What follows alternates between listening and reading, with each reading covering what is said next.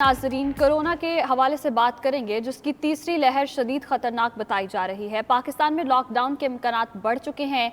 NCOC ने मुल्क में कोरोना केसेस में इजाफे पर तशवीश का इजहार कर दिया है।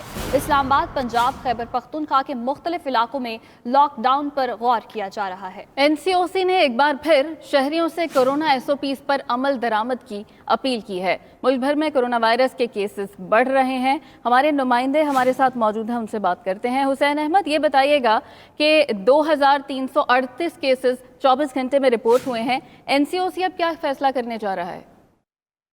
जी बिल्कुल, वफाकी वजीर असद उमर की जेर सदारत NCOC का खुसूसी इजलास हुआ है और कोरोना के बढ़ते केसेस बाइस तशवीश है। NCOC का कहना है कि मुस्बत केसेस की शरह 5% से बढ़कर 6% हो चुकी है। पंजाब, इस्लामाबाद, KPK और आज़ाद कश्मीर में चंद इलाकों में ज्यादा केसेस सामने आ रहे हैं। NCOC की जानिब से बताया गया है कि वफाक की तमाम इकाइयों को SOPs पर सख्ती से अमल दरामद कराने की हिदायत की गई है और कोरोना वबा पर काबू पाने के लिए पंजाब के इक़दाम काबिल तहसीन हैं।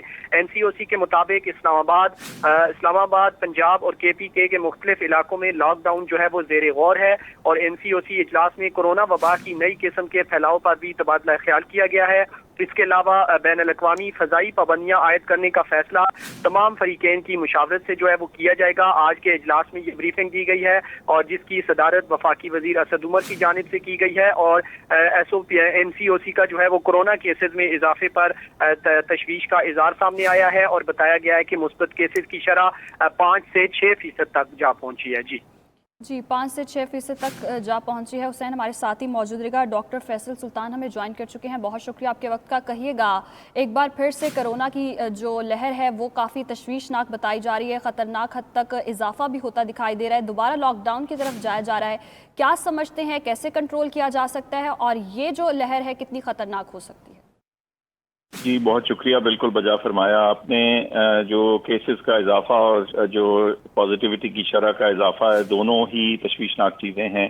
पिछले हफ्ते 10 दिन से ये चीज़ें वाज़े तौर पे सामने आ रही थीं और पिछले 1-2 दिनों में फिर कुछ इजाफी इक़दाम दोबारा से नाफिज करने का फैसला किया गया, जिनमें रेस्टोरेंट्स में शादियों के ऊपर जो रिस्ट्रिक्शंस थी उनको एक्सटेंड किया गया। पंजाब में आपने देखा होगा कि शाम 6 बजे के बाद उन्होंने माशी एक्टिविटी, कमर्शियल एक्टिविटी जो है मासिवाय चंद चीज़ों के, उसको बंद कर दिया। स्कूलों को जो अल्टरनेट डे पे ले जाना और कुछ हाई पॉजिटिविटी वाले जो शहर हैं उनमें मुकम्मल तौर पे इनकी अर्ली स्प्रिंग ब्रेक शुरू करना जो है, ये तमाम इकदाम हैं जो किए गए हैं और हमें पूरी उम्मीद है कि जैसे ही ये इकदाम किए जाते हैं चंद दिनों में ही इनके असरात सामने नजर आने शुरू हो जाते हैं और इंशाल्लाह इस पर भी काबू पा लिया जाएगा। लेकिन ये एक अहम चीज थी जिसको कि लोगों को बताना और इसके बारे में तशवीश से आगाह करना जरूरी है। यकीनन। डॉक्टर साहब, ये फरमाइएगा कि जिस तरह से आपने भी बताया कि तशवीशनाक हद तक के केसेस भी बढ़ रहे हैं और ये वायरस म्यूटेट भी करता जा रहा है, तो सर क्या मुल्क दोबारा लॉकडाउन की तरफ जाएगा जिस तरह से गुज़श्ता साल गया था?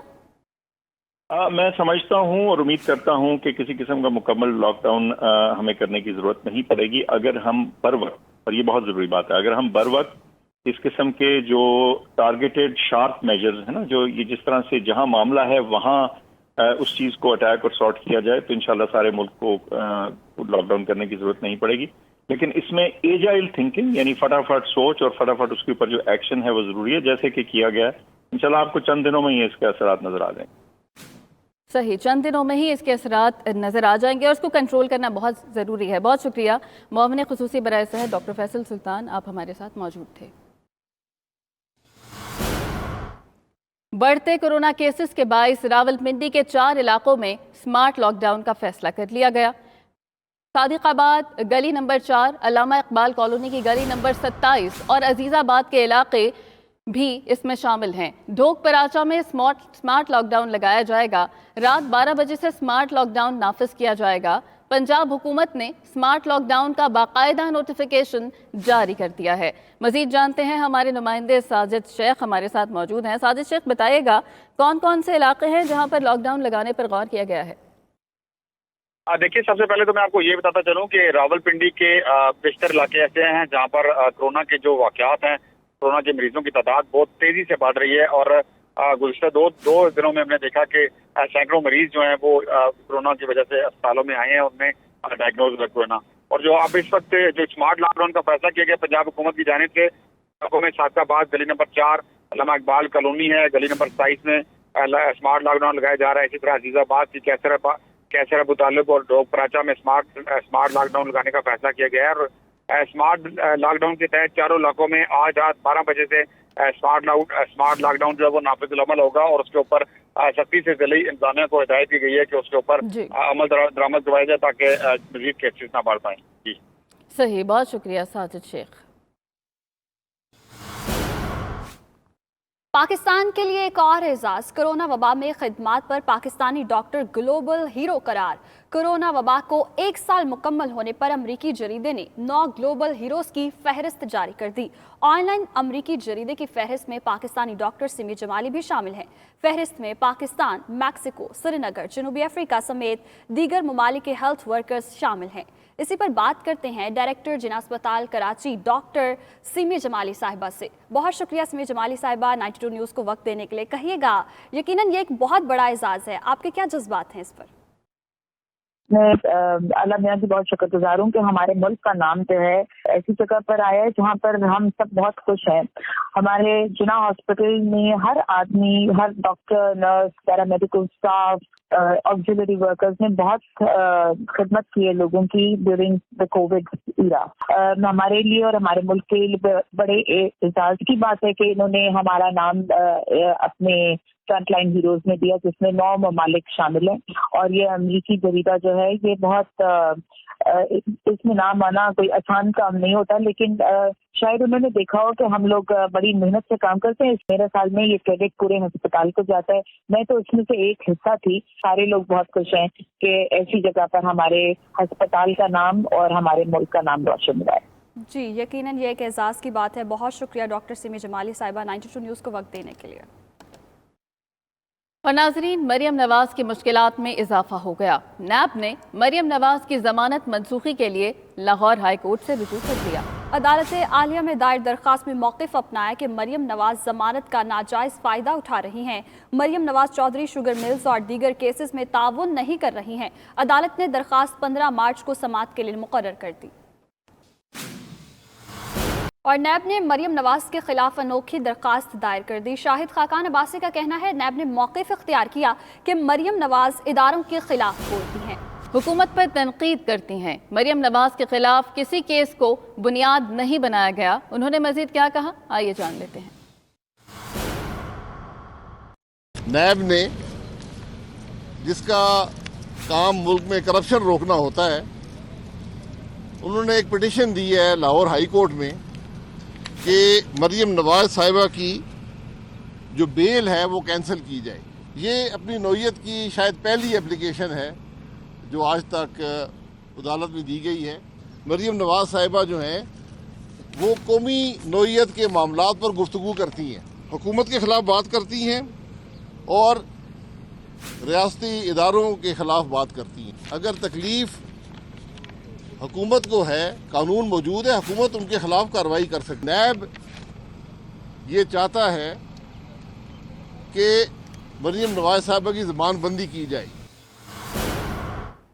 جو چور پکڑا جاتا ہے وہی وکٹری کا نشان بناتا ہے. وفاقی وزیر مراد سعید کی اسلام آباد میں پریس کانفرنس. وہ بولے کہ جب یہ کہا جاتا ہے کہ کھاتا ہے تو لگاتا بھی ہے تو اخلاقی پستی کا اندازہ لگایا جا سکتا ہے. آپ سیاست کریں لیکن خدا را پاکستان کے خلاف بات نہ کریں. انشاءاللہ پاکستان ہمیشہ رہے گا لیکن آپ کی سیاست ختم ہو جائے گی. جو چوری میں پکڑا جاتا ہے وکٹری کا نشان بنا دیتا ہے. آپ کے ہاں سیاست کرپشن کا انعام ہے، لوٹ مار کا نام ہے. ہر پل کا ہو، ہر پل کا ہو، ہر سڑک کا ہو، بے دڑک کا ہو.